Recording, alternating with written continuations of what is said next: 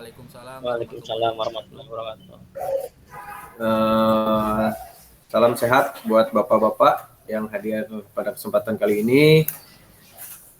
Saya akan mempresentasikan tentang kurikulum operasional satuan pendidikan. Ya, perkenalkan, nama saya sebelumnya Agustin Karmanto, unit kerja dari SMK Negeri 1 Karangtengah. Nah, sebelum kita mulai, alangkah baiknya kita berdoa dulu sesuai dengan kepercayaan masing-masing. Berdoa dipersilakan.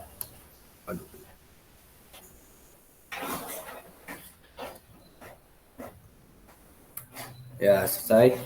Baik, Bapak-Bapak, kali ini saya akan mempresentasikan tentang kurikulum operasional satuan pendidikan. Ya, mungkin ada poin-poin tertentu yang mungkin saya garis bawahi, terutama di sini tentang evaluasi dan pengembangan profesional di satuan pendidikan. Baiklah, untuk selanjutnya. Nah, ini pendampingan evaluasi dan pengembangan profesional dilakukan secara internal oleh satuan pendidikan untuk memastikan pembelajaran berjalan sesuai dengan rencana untuk mencapai tujuan yang ditetapkan. Proses ini dikelola oleh para pemimpin satuan pendidikan dan atau guru yang dianggap sudah mampu untuk melakukan peran ini. Evaluasi, pendampingan, dan pengembangan profesional dilakukan secara bertahap dan mandiri agar terjadi peningkatan kualitas secara berkelanjutan di satuan pendidikan sesuai dengan kemampuan satuan pendidikan. Dan di sini prinsip-prinsip pendampingan dan pengembangan profesional. Pendampingan dan pengembangan profesional sebagai aktivitas yang dilakukan berdasarkan hasil kegiatan evaluasi. Kemudian menetapkan ruang lingkup pendampingan dan mengembangkan profesional, menentukan area yang perlu diperbaiki, apakah dari perencanaan program atau pelaksanaan program. Kemudian pendampingan dan pengembangan profesional dilakukan secara terencana dan strategis untuk mencapai suatu tujuan dalam jangka waktu tertentu dan orang yang tepat untuk melakukan aktivitas pembinaan tersebut. Pendampingan dan pengembangan profesional adalah sebuah proses kolaboratif dalam satuan pendidikan antara orang yang melakukan pendampingan dan guru demi tercapainya tujuan bersama. Nah, di sini evaluasi pembelajaran. Dalam evaluasi pembelajaran secara menyeluruh bertujuan untuk mengukur keberhasilan guru memfasilitasi pembelajaran. Dan evaluasi ini, satuan pendidikan mengumpulkan data keberhasilan implementasi pembelajaran dan refleksi secara individual maupun bersama-sama seluruh warga sekolah. Dan evaluasi kurikulum operasional di satuan pendidikan. Nah, di sini mengapa kurikulum operasional perlu direfleksikan dan ditinjau ulang? Ada pertanyaan seperti itu. Dan ada beberapa poin yang mungkin akan menjadi pencerahan.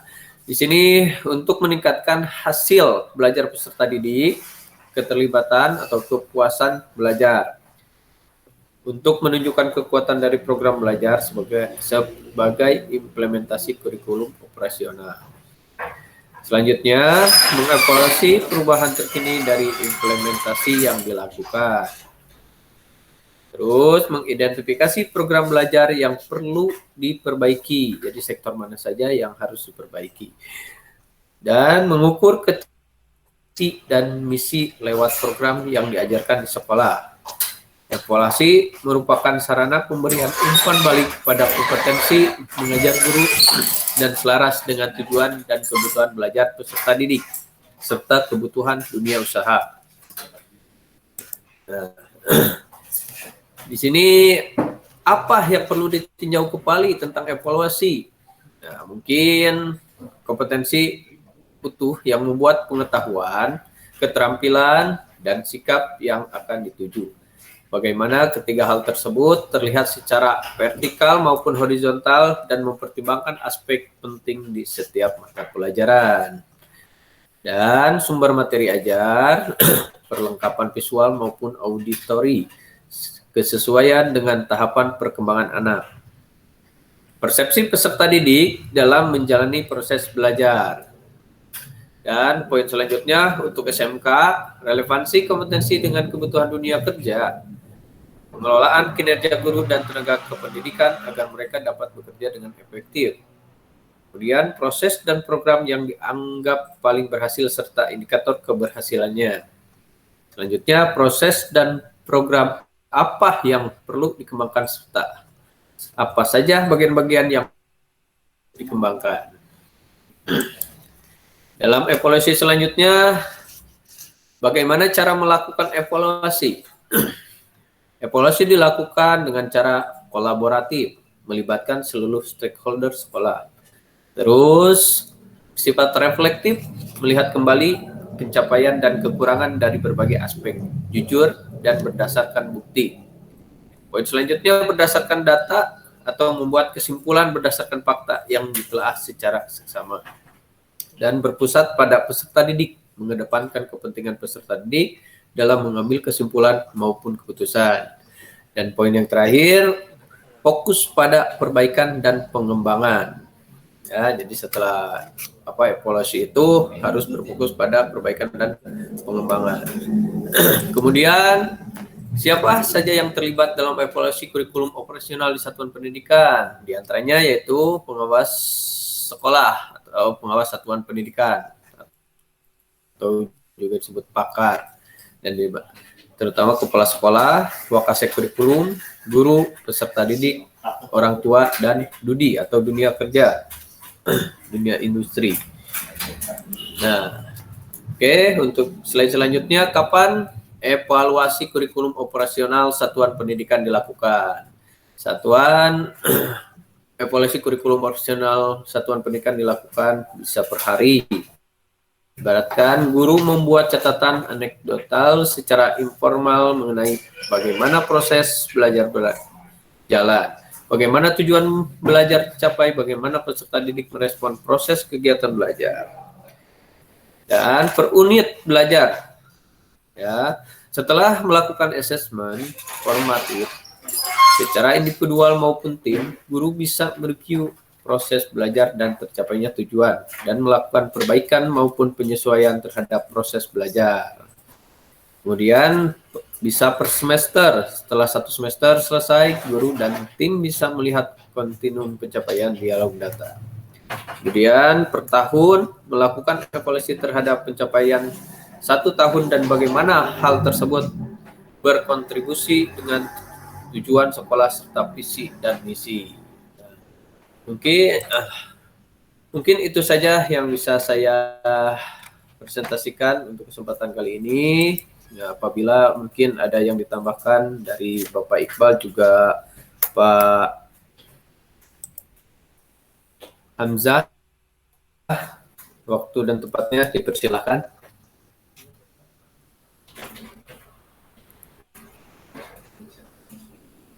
Pak Agus. Pak Agus. Apa sayang? Ada apa? Ya, Pak Agus. Coba deh. Sinyal ini Pak Agus.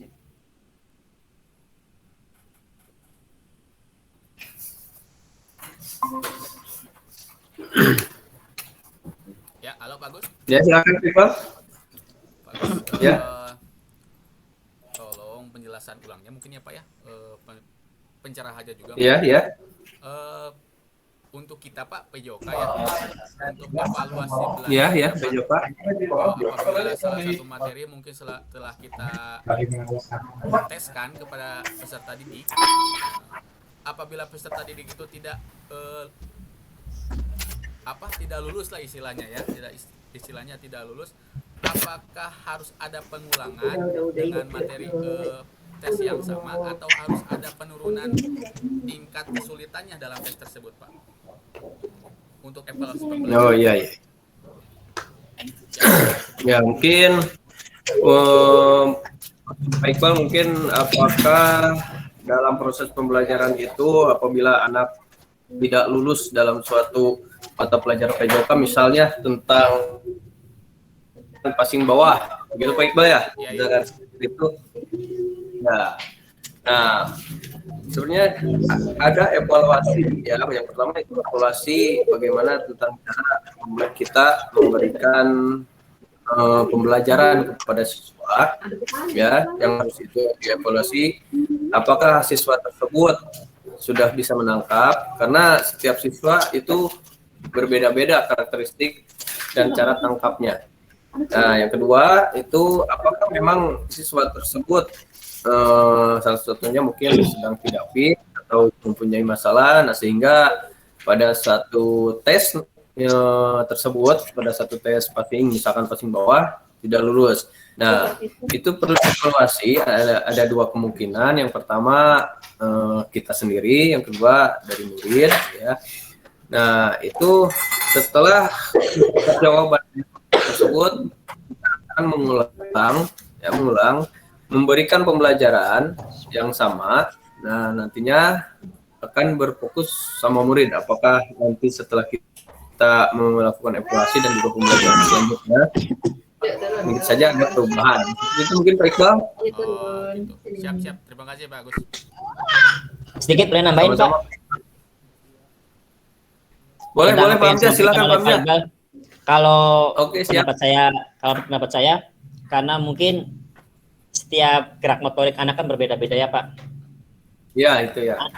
Ya, untuk passing bawah itu kalau saya melihatnya di setiap sekolah itu kadang ada beberapa anak yang emang sudah mahir untuk melakukan passing bawah karena dia salah satunya Passing bawah, atlet ya. bola voli gitu Pak. Sedangkan sebagian besar muridnya itu cuma sekedar siswa biasa gitu Pak. Jadi kalau saya pribadi Ya. yang saya nilai itu mungkin proses pembelajarannya Pak.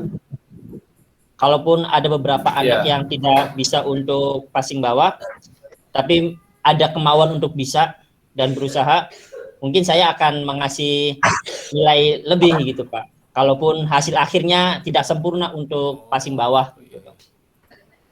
Ya. Mungkin itu Pak, terima kasih. Ya, terima kasih Pak Hamzah. Mungkin ada yang lain yang mau ditanyakan atau mau menambahkan, Pak Iqbal? Cukup Pak Agus, terima kasih. Cukup. Ya, kalau tidak ada, saya tutup presentasi saya. Saya tutup presentasi saya dengan mengucapkan alhamdulillahirabbil alamin. Ya, wassalamualaikum warahmatullahi wabarakatuh. Waalaikumsalam.